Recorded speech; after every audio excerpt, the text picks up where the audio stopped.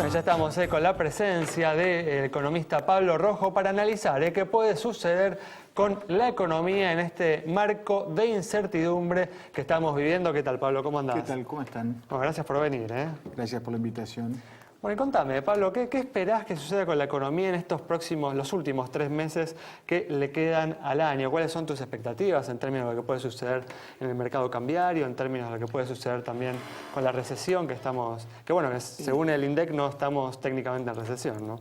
No soy muy optimista. Creo que estamos ya entrando en un periodo claramente de turbulencias que se están manifestando en distintos ámbitos. En el ámbito cambiario, sin duda, pero también de lleno en el sector productivo, donde estamos asistiendo a caídas muy fuertes de actividad económica, en el sector industrial, en las ventas comerciales, en el sector de servicios. Hay bastantes destrucciones de empleo, empresas en dificultad en casi todos los sectores.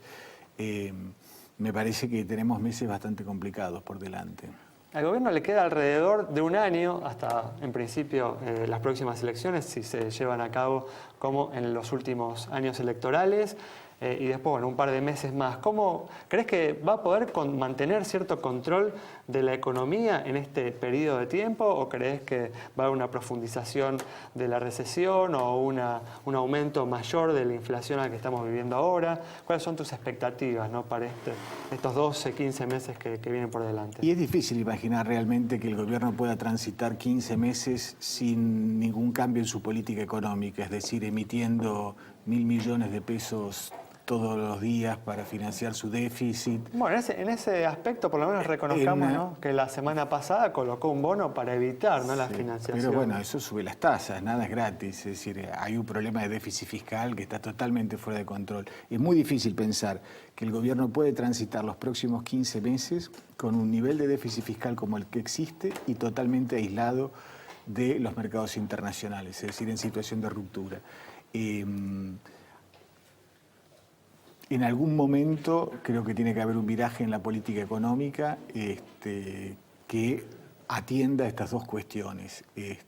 Sin un viraje importante, ¿vos crees que la cosa se puede ir de control?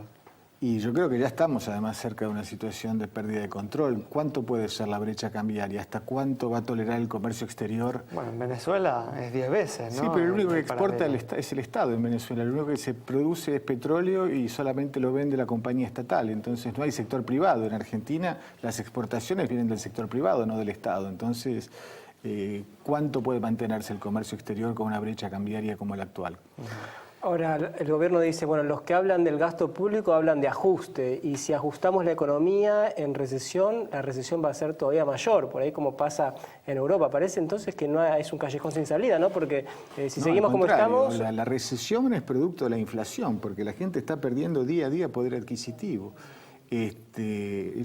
Es la inversa. Además, en Europa es totalmente distinto porque Europa está en deflación. Es decir, en Europa los precios bajan, no suben. Entonces, es cierto que en Europa sería muy conveniente una política de reactivación por medio de las tasas de interés, del gasto público, etc. Ahora, en Argentina no. En Argentina estamos cerca de una superinflación. Estamos en 40% de inflación anual y hacia arriba. Y es la inflación la causante de la recesión económica. La gente está perdiendo día a día poder adquisitivo, porque efectivamente en un punto, y eso ocurrió a mediados del año pasado, ya los salarios quedaron totalmente rezagados con respecto al aumento de precios. Y además, la combinación de inflación con atraso cambiario está generando consecuencias recesivas en todo el sector productivo argentino. Así que yo diría que es al revés. No vamos a salir de la recesión si efectivamente no hay una política antiinflacionaria seria, ¿no? ¿Y hay alguna posibilidad de frenar la inflación sin bajar bruscamente el gasto? No sé, digo, subiendo las tasas de interés o buscando financiamiento externo de alguna otra manera.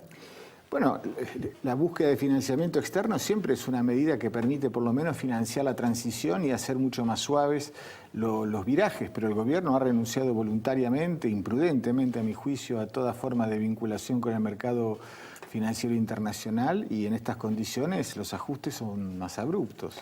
Bueno, estamos hablando de algo bastante negativo, pero vos acabás de escribir un libro que es bastante optimista, ¿no? El gran salto, cómo pasar de la crisis y el default a los primeros lugares de la economía mundial, digo, ¿no? Como que planteás un horizonte muy, muy optimista hacia adelante, ¿no?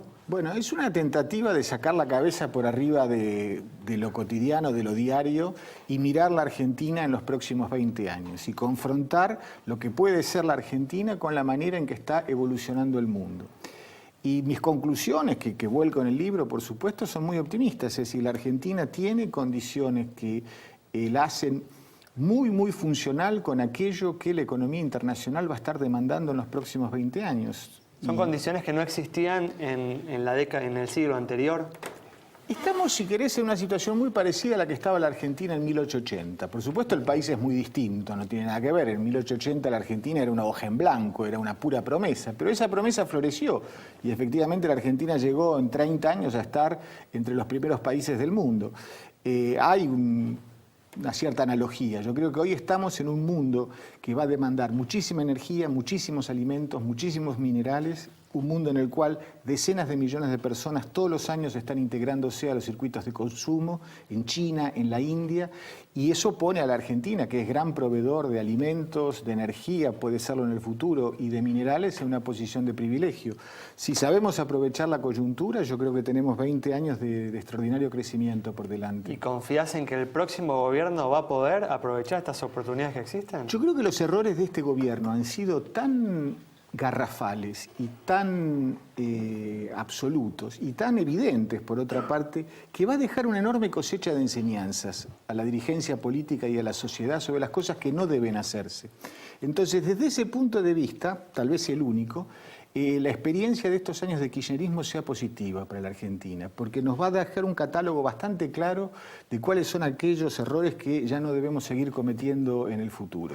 Bueno, algunos de estos errores también se cometieron en el pasado, ¿no? Parece que la Argentina tiene poca memoria y de alguna manera va de un péndulo a otro. ¿Pensás que hay ese riesgo también ahora de volver a políticas por ahí que no dieron mucho resultado? Como... Yo no soy favorable, y lo manifiesto claramente en el libro, en la vuelta a la ortodoxia. Creo que la vuelta a la ortodoxia sería un error en todos los planos, porque el mundo que tenemos por delante es un mundo con tasas de interés muy bajas, con alta liquidez, con gran disponibilidad de capitales, y en un contexto de ese tipo, un país como la Argentina, que tiene enormes demandas de infraestructura, de equipamiento, de inversión, tiene que aprovechar esas circunstancias, incluso para la inversión pública. Por eso un retorno puro a la ortodoxia me parecería realmente innecesario, sería un castigo autoinfligido. Pero sin duda tenemos que volver a políticas mucho más sensatas.